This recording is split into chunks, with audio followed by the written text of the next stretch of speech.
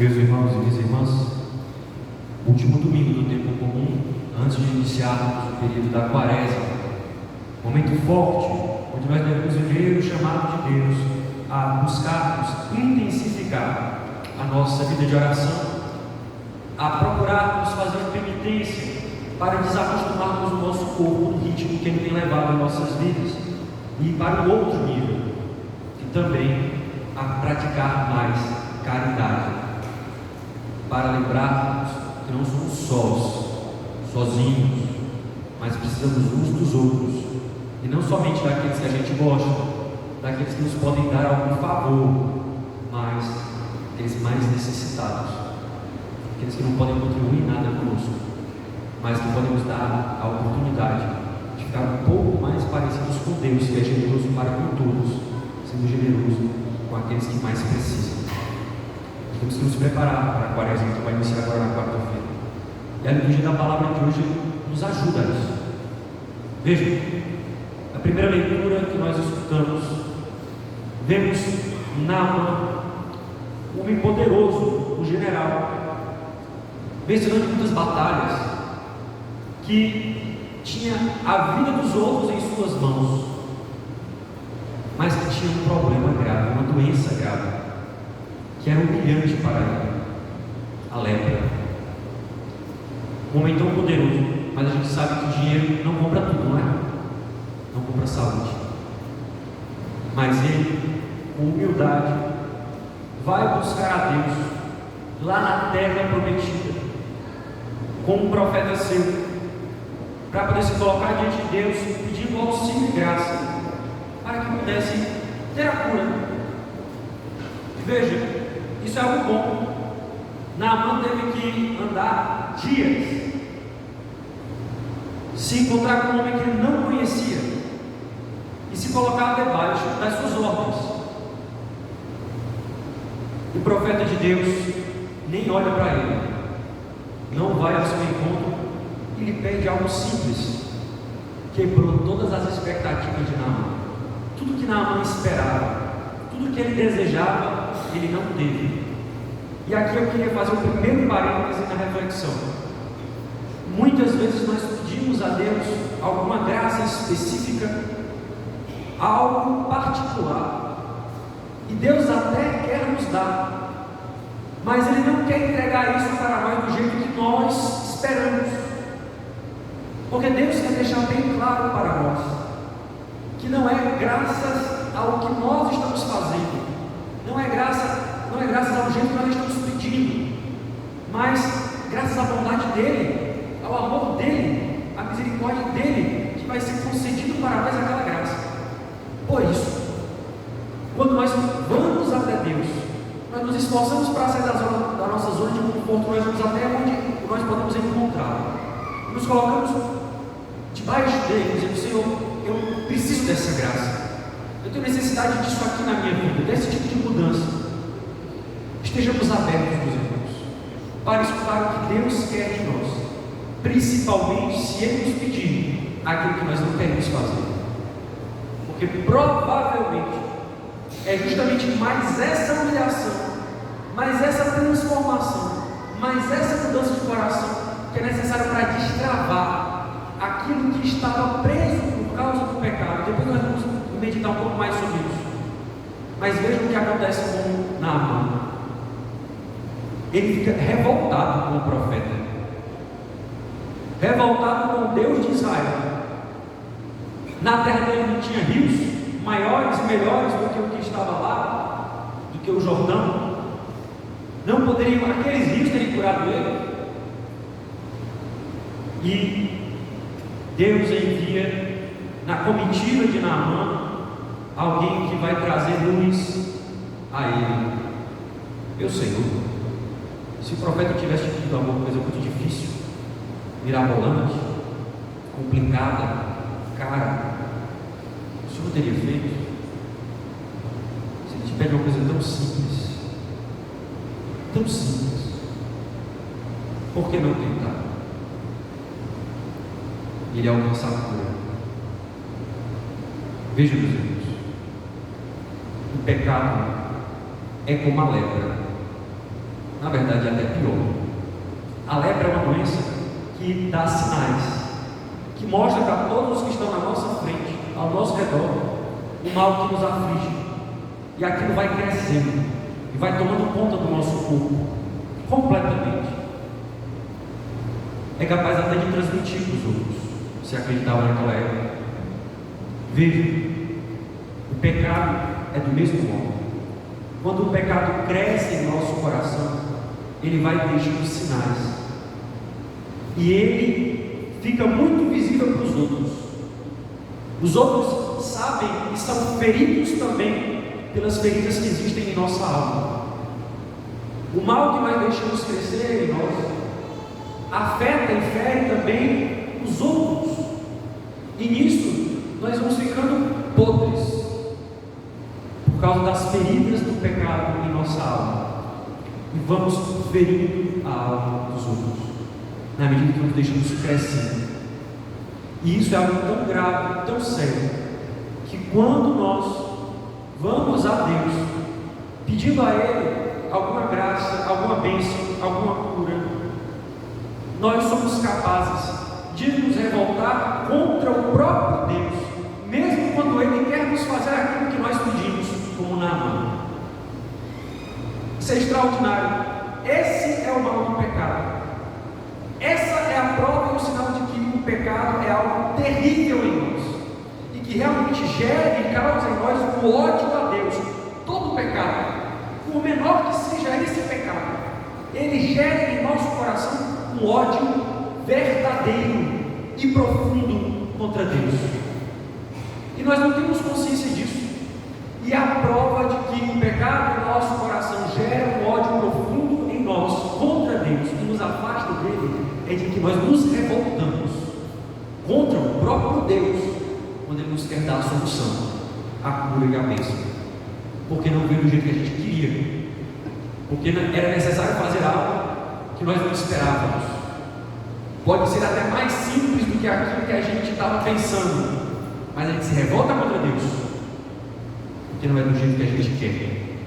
O pecado inflama em nós o ego, o eu, deixa tão chato, tão ferido, tão cheio de pus, tão fedorento, tão maltratado, tão dolorido, que torna a alma incapaz de reconhecer que Deus está realmente dando aquilo que você está pedindo, que pronto, está resolvido, é só fazer.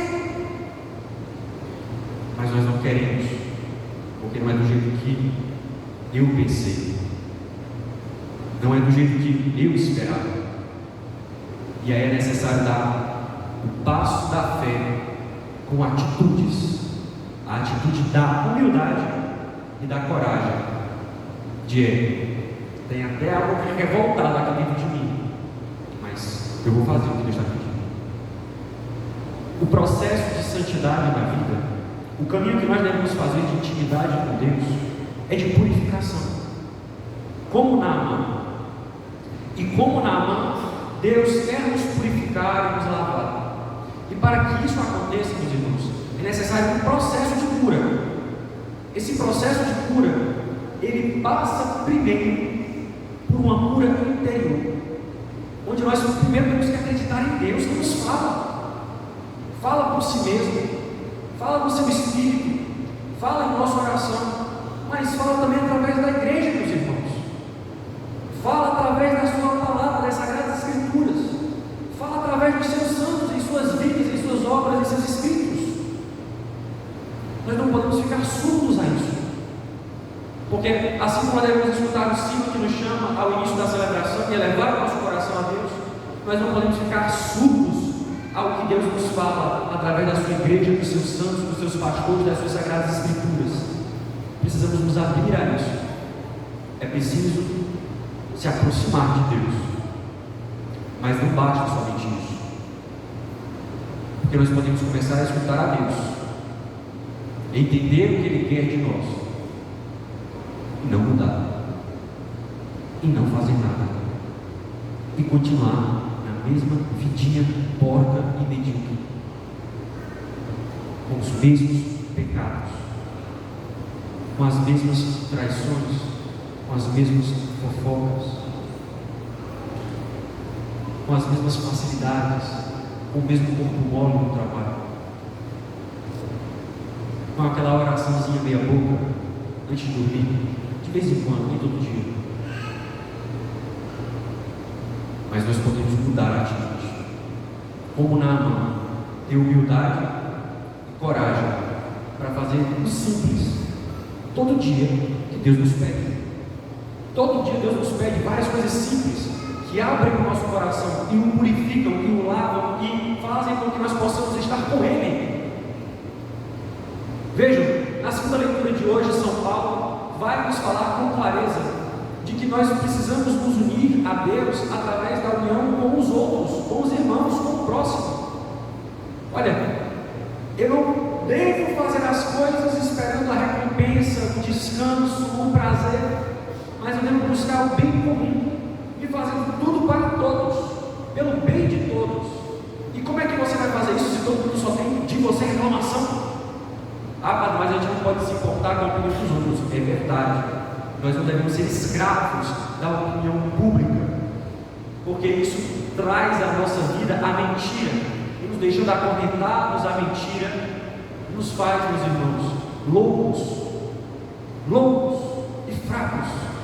Abre aqui um parêntese, tá certo? E vejam muito cuidado que eu vou falar aqui com vocês agora. O nosso padre, por exemplo, hoje, essa semana, fez uma bênção de abertura dos trabalhos legislativos aqui de nosso município. Maravilha! E alguns se entusiasmaram e começaram a criticar o padre por causa de um leve comentário que ele fez no meio de um longo discurso, onde ele suplica justamente aquelas pessoas, aqueles servidores públicos que são nossos mandatários. Nós temos poder a eles para fazer aquilo que nós temos necessidade e precisamos. Vejam, por melhor que seja a cidade, no melhor país do mundo, não devem haver melhores?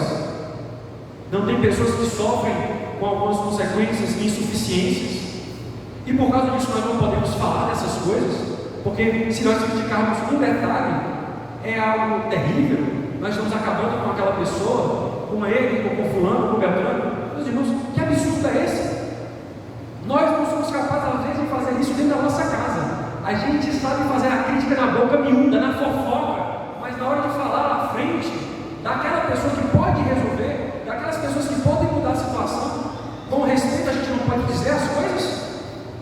Nós nos colocamos o que então? Nos prendemos numa vida de mentiras, numa vida de fofocas, numa vida de picuinha, e destruímos a nossa e a dos outros com isso, porque assim ninguém confia mais em ninguém.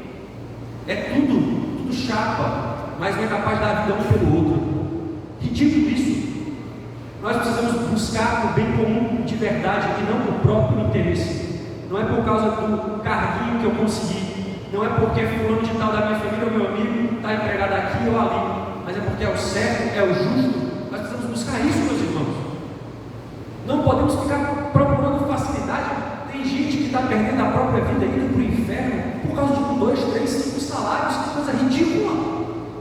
É o céu que nós estamos sendo convidados a viver, meus irmãos. O céu, a vida eterna, a felicidade. Não é um saláriozinho pequeno, que mal dá para pagar as contas que a gente tem, e que seria melhor passarmos fome e de lá morrermos, para poder ir para o céu, ver a glória de Deus e ser feliz com Ele para sempre. Nós não temos proporção do que estamos perdendo e do que estamos deixando de ganhar, porque o pecado nos cega, enfraquece a nossa inteligência, embota a nossa vontade, tira as forças da nossa alma e das nossas pernas para andar na direção de Deus. São Paulo diz hoje isso na segunda leitura. Precisamos nos doar uns para os outros. Teve uma vez, conversando com uma pessoa, perguntando para ela por que motivo ela tinha feito uma coisa específica. E aí ela disse para mim assim: olha, padre, é porque nesse lugar que eu fui, as pessoas são tão educadas, tratam tão bem a gente se sentiu tão bem ali. E às vezes na igreja, a pessoa que está sentada do nosso lado no banco, ela nem sabe quem a gente é, não se importa conosco, não liga para a gente. É verdade. Mas meus irmãos, a gente não escolhe a nossa família. A gente não escolhe a nossa família. A gente também não escolhe as pessoas que estão dentro da nossa igreja. Mas nós devemos amar a nossa família. Nós devemos amar a nossa igreja. É justamente com essas pessoas difíceis que estão aqui sentadas do lado de vocês. É justamente com essa pessoa difícil que está aqui na frente de vocês, falando com vocês. Nós temos que aprender a amar a Deus. E é necessário para isso humildade e coragem, como Naamã. Porque é uma coisa simples, escutar o que tem que ser escutado, falar o que tem que ser falado, obedecer as pequenas regras que nós temos. É algo simples, mas também é algo difícil, porque custa para nós. Custa para nós participar da pastoral e ver as dificuldades que lá existem e fazer o nosso trabalho, porque aquelas outras pessoas botam tanto problema, não enxergam os desafios que eu vivo, ninguém reconhece o meu trabalho, ou elogia aquilo que eu faço, na igreja, dentro de casa, no trabalho. Mas, meus irmãos, não é para sermos paparicados que nós fazemos o que nós fazemos, é para poder conhecer e amar mais a Deus. Temos que ter consciência disso. E aí, para terminar, o Evangelho de hoje, como Jesus nos mostrando, através da cura desse leproso, o verdadeiro caminho da conversão e da salvação, do progresso espiritual. Vejam, meus irmãos, o homem vai até Jesus, de joelhos na frente do Senhor, o pede. Prestem atenção no pedido desse homem, e essa é a forma que nós devemos aprender a rezar. Se queres, tens o poder de curar. Se queres, tens o poder de curar. Cuidado com as coisas que você vê no Instagram e no TikTok. Principalmente esses pastores, esses coaches espirituais, que ficam dizendo que Deus tem que honrar você, e Ele tem que te dar a cabeça, que você faz um voto de não sei quanto para poder conseguir não sei o que. Deus não é nosso escravo, e não é um menino de comércio, onde a gente vai barganhando. Ele deve ser o nosso Senhor. O nosso Senhor. Se queres, tens o poder de curar. Esse homem sai do lugar onde estava, vai até Jesus, humildemente se coloca de joelhos diante dele. Mas o grande passo de humildade que esse homem fez não foi se ajoelhar diante de Jesus, foi de se submeter ao que ele queria. Se Jesus tivesse dito, eu não quero te curar, ele estaria satisfeito. Como assim, Padre? Estaria, se queres, tem o poder de curar, e se não quiseres, ele não vai curar. Nós devemos nos colocar diante de Deus com essa humildade, com essa sinceridade, de dizer, Senhor, eu gostaria disso aqui, eu quero essa cura, eu quero essa bênção, mas eu não sei o que é que tu queres, e eu sei que o que tu queres é melhor do que eu quero. Então, se queres, faz. Se queres, faz. Aqui, meus irmãos, esse leproso já estava curado, não da lepra, mas do pecado. Esse ato de humildade é aquilo que nós devemos realizar todo dia. Todo dia nós devemos nos colocar diante de Deus humildemente e perguntar, Senhor, o que tu queres? Não é isso que a gente reza no Pai Nosso? Seja feita a tua vontade, assim na terra como no céu. Se queres, Senhor. Precisamos fazer esse processo de cura, meus irmãos. É isso que nós vamos começar agora na Quaresma. Por isso, se prepare. Vejam quais são as orações que você vai fazer, as penitências que você vai fazer, as obras de caridade que você vai fazer, na sua família, no seu trabalho, aqui na igreja e fora também. Porque é necessário nós fazermos esse caminho espiritual. Primeiro, de reconhecer as nossas feridas, as nossas chagas, os nossos pecados, que estão já na cara dos outros, e que a gente até percebe o incômodo das consequências deles. Mas é necessário a gente reconhecer esse mal do pecado, meus irmãos. Nós nos colocarmos diante de Deus, de joelhos e pedir. Mas não pedir a nossa vontade, custe o que custar. Mas ser sinceros com Deus. Nós temos que ser sinceros. Senhor, a minha situação é essa. Meu coração é esse. Eu sinto isso aqui, isso aqui. Eu queria, Senhor, essa situação, essa bênção. Mas se queres, seja feita a tua vontade. Existe uma grande santa dos nossos tempos, que é a Ruth, que essa é a frase, uma das frases que ficou imortalizada dela. Uma oração simples, mas muito poderosa, que nós deveríamos fazer várias vezes durante o dia, mas com certeza e principalmente de manhã quando nós acordamos. Senhor, se queres, eu quero. Isso ainda é mentira. É mentira, Pablo? É mentira. Porque nós não somos santos. Se quiséssemos o que Deus quer, seríamos santos. Seríamos felizes. Teríamos uma paz em nosso coração tão forte, tão intensa, que nada nos abalaria. E a nossa tristeza seria estar ainda aqui e não já lá no céu.